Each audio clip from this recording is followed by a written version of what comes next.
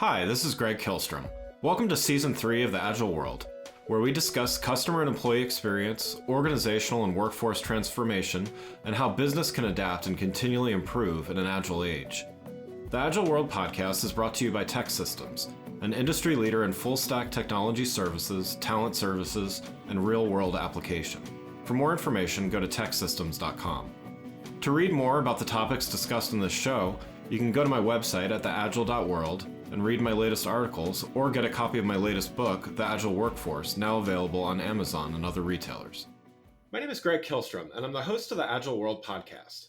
I'm excited to introduce part one of a special three-part series about the talent strategies required to address the looming skills gap, build the future workforce, and accelerate transformation.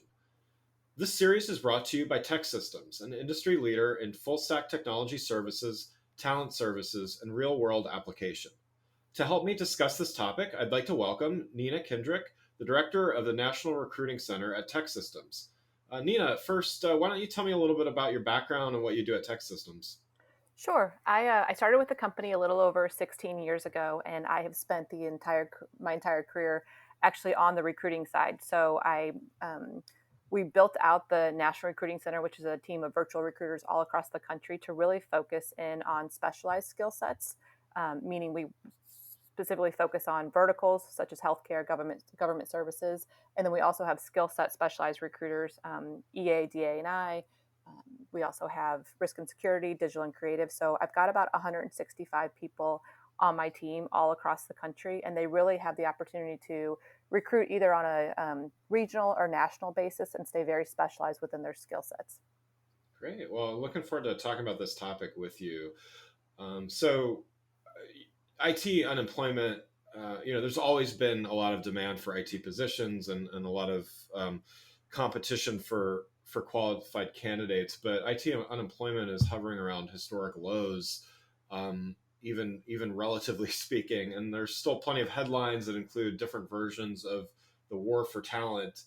But does the talent gap still come as a bit of a surprise to companies that you work with? And could you start with some examples of maybe the common misconceptions about the IT talent gap? I think it does really come to a surprise, and sometimes it does even to how quickly the IT talent is moving between jobs. So what I mean is they have so many options right now for where they want to work and are consistently interviewing for multiple positions. So they're not waiting around.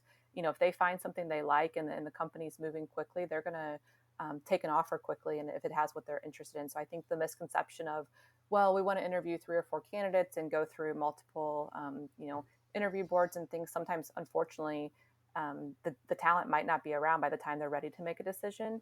I also think sometimes with the such a low unemployment rate, we'll work with companies who have a really long list of skills that they have within the requirement that they're looking at, but they don't actually need all of those skills that are listed, and sometimes they're limiting that talent pool even more. So we really work with them to figure out and determine what skills are required, and then which ones can actually be learned at the job site and they don't actually need to have prior to even joining the opportunity. And you touched on some of this as in regards to attracting talent, but what would you say are some reasons that companies typically struggle both attracting as well as retaining IT talent? I think sometimes they limit them to just one area of the business or one project. And so oftentimes, IT talent wants to be a part of the solution, part of the process, get involved with multiple parts of the business, not just siloed to one section, one project. I think there's a big learning component. There's an interest in really knowing, well, what parts of the business will I touch? What will I learn while I'm on this assignment? And they want to be able to move around within the organization. I think about internal talent mobility and the opportunity to do one project while learning another part of the business and being able to take those skills and potentially stay, at a company a lot longer by being able to move throughout the organization. But they only do that by learning that other part while they're doing a specific project. And I think that's something that's a miss, is if we silo them to one area, they might get bored and start to look, and that's where our retention can struggle. What about rise of remote work? Obviously, that's been top of mind for months now, and whether it's remote or hybrid work,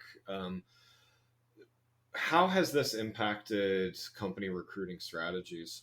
Yeah, I mean, I would say it has definitively completely transformed recruiting strategies. I mean, it looks so much different than it did a year and a half ago.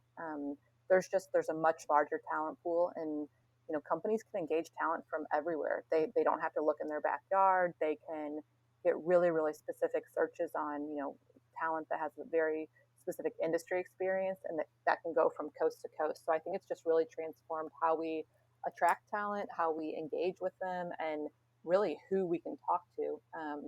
They can find someone much more specialized once they blur those geographic lines and get talent, like I said, with similar industry experience, similar projects. So if you're building something that's very specific to your industry, knowing which companies have already done that and being able to look across the entire country to recruit that talent has really, now that anything's possible. You can look for people who are in small towns who are very talented but never wanted to relocate, and now they're available for opportunities in potentially larger markets.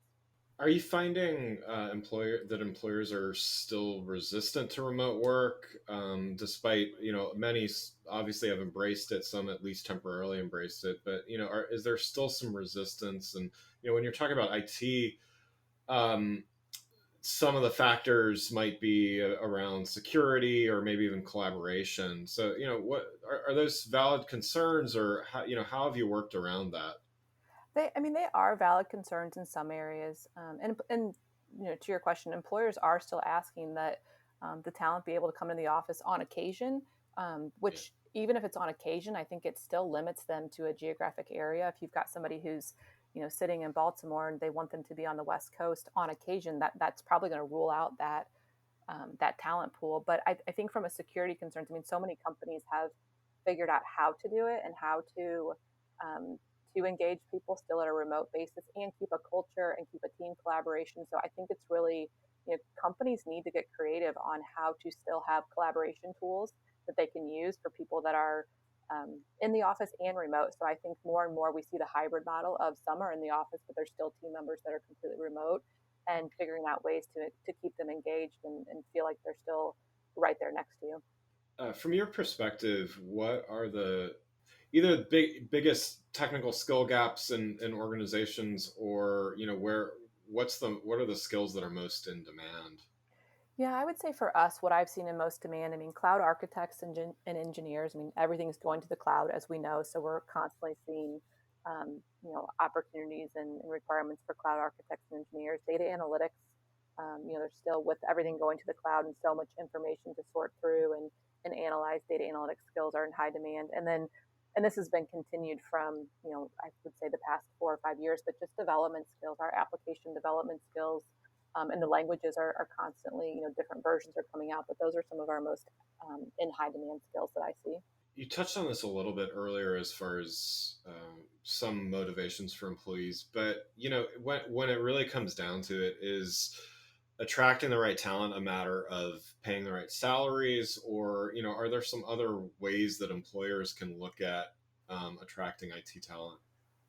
Yeah, I mean, I think, salary is one component, but it has to be more than just that. I mean, I think people, especially coming out of COVID and kind of reanalyzing where they're at and their work life and their home life and things. I mean, employees want to have purpose at work and really know that they're valued, and to be able to have an opinion on process improvement, to really be a part of the organization. So I think sometimes, that's a miss when we don't, when we're trying to attract talent, at talking about what their purpose at work will be and what's the bigger picture. And, they want transparency with their leaders around career opportunities, how they're going to have the opportunity to grow, what that growth can look like, and an opportunity to learn new skills. I mean, there's one component of salary, but then there's also what will I learn? How will I be able to continuously learn? The ability to continuously upskill is going to be important. And then flexibility. I mean, I think, we've heard that word a lot, and we'll continue to hear it, but, not just flexibility on whether they have to be in the office or not, but flexibility around when and how the work gets done. I think there's, the whole 8 to 5, and there's been, tons of articles around it, but it's archaic to think that that's how work's going to be done now. People want to blend their home life with their work life, and being able to do work at different times is going to be really critical. And, I think it can be more productive as well. And we've seen that over the past year and a half. I think there's a lot of increased productivity. But I think those are some of the things outside of just salary. I mean, I've always thought, salary it's a satisfier, but it's not necessarily a motivator. And so it's how do we engage employees to keep them motivated and want to be continuously improving and learning. And I think it's really keeping the purpose for why they're at work really, really front of mind. Yeah, I completely agree with that. I definitely think, extrinsic things like salaries and stuff. There obviously has to be a threshold met, but once you get past that, it's kind of diminishing returns um, to do that versus some of the other things that you're mentioning. For those companies that get it, that understand that there needs to be more, some more value place, or some more other ways of motivating employees. Um, what recommendations do you have, that of ways that they can differentiate their opportunities? Because a lot of these things, it's hard in a job description to kind of talk too much about, the opportunities and the ideas for ownership of work and stuff like that. But what kind of ideas or things could help employers kind of set themselves apart?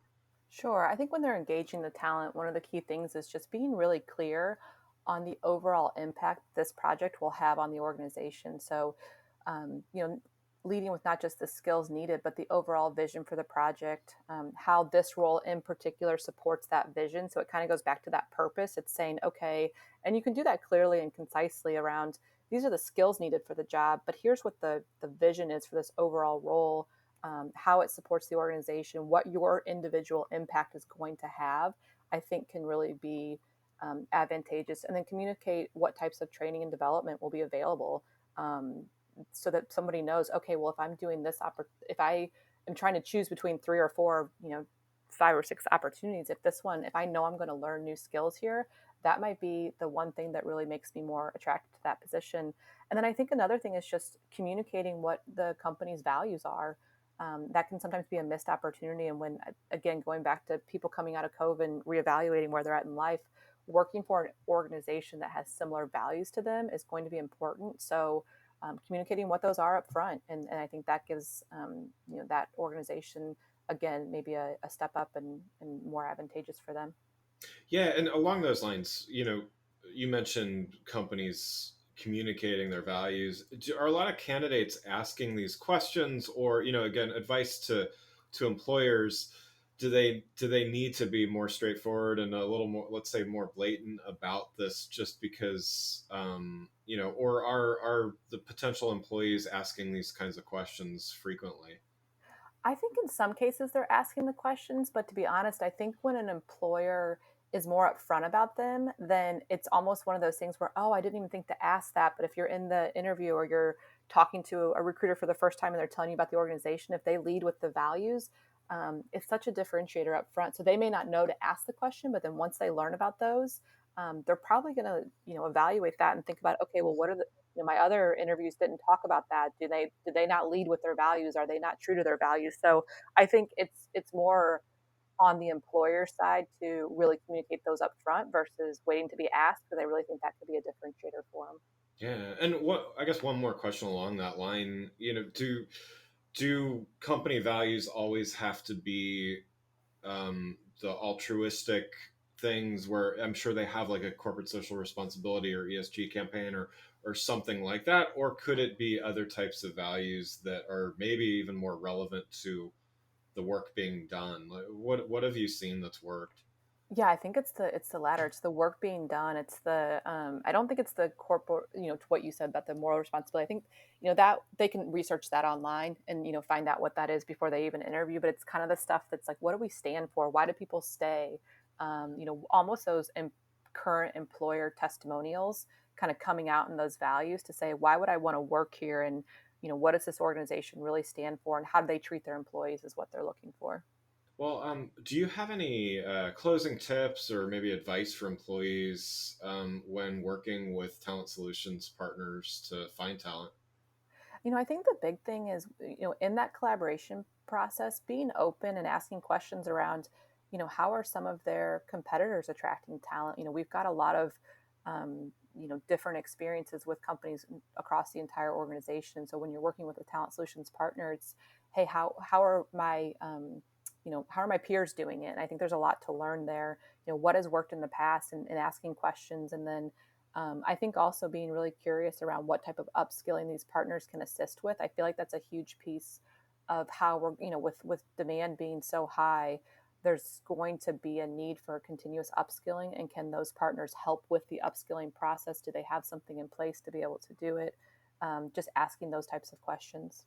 And actually, could you talk a little bit more about that upskilling component? I completely agree. I think, with everything from increased automation to just new technologies coming out, like what are some of the things that an employer could, or could or should expect from their talent solution partner to be able to provide in that regard? Right. I mean, potentially it's a boot camp for specific technologies, so that maybe someone has experience with an outdated technology, and they go through a boot camping. They have the soft skills for the job, and they've got, the overall skills needed, but they just need to get the, different languages, or, upskill in terms of versions. I think that's where you can work with a talent partner to deliver on that. Any other advice or recommendations for organizations to consider, maybe in regard to their inclusion, diversity, or equity programs? I think it's important to talk about, where that falls in terms of their, their overall hiring um, practices, and what they're trying to achieve. But I think more importantly with that piece is not only, what they're trying to achieve, but being able to talk about how they're going to do it, how they're going to do it. So how they're going to, once they do, bring employees on, do they have ERGs? Do they have specific things that they're doing? Um, to keep those employees engaged and help them move throughout the organization. Well, this has been a great conversation, Nina. I really appreciate you sharing your perspective. Thanks so much. I appreciate your time. Yeah, again, I'd like to thank Nina Kindrick from TEKsystems for joining the show. Learn more about TEKsystems and their perspective at teksystems.com. I'm Greg Kilstrom. Thanks for listening to The Agile World. See you next week. Thanks again for listening to the Agile World podcast, brought to you by TEKsystems. I'm your host, Greg Kilstrom. If you enjoyed the show, please take a minute to subscribe on your podcast channel of choice and leave us a rating so that others can find the show more easily. You can learn more and get a copy of my latest book, The Agile Workforce, from my website at theagile.world.